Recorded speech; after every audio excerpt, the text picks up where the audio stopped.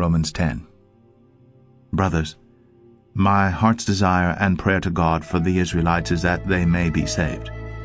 For I can testify about them that they are zealous for God, but their zeal is not based on knowledge, since they did not know the righteousness that comes from God and sought to establish their own. They did not submit to God's righteousness.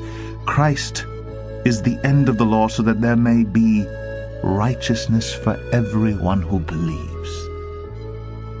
Moses describes in this way the righteousness that is by the law. The man who does these things will live by them. But the righteousness that is by faith says, do not say in your heart, who will ascend into heaven, that is, to bring Christ down, or who will descend into the deep, that is, to bring Christ up from the dead. But what does it say? The word is near you. It is in your mouth and in your heart. That is the word of faith we are proclaiming, that if you confess with your mouth Jesus is Lord, and believe in your heart that God raised him from the dead, you will be saved. For it is with your heart that you believe and are justified, and it is with your mouth that you confess and are saved.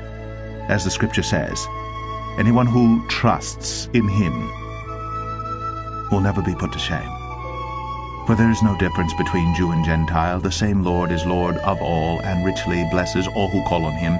For everyone who calls on the name of the Lord will be saved. How then can they call on the one they have not believed in? And how can they believe in the one whom they have not heard? And how can they hear without someone preaching to them? And how can they preach unless they are sent? As it is written, how beautiful are the feet of those who bring good news. But not all the Israelites accepted the good news, for Isaiah says, Lord, who has believed our message?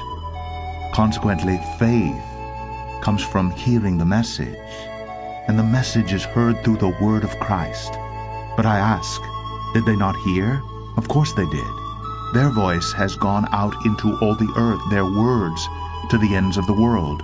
Again I ask, did Israel not understand? First Moses says, I will make you envious by those who are not a nation. I will make you angry by a nation that has no understanding. And Isaiah boldly says, I was found by those who did not seek me. I revealed myself to those who did not ask for me.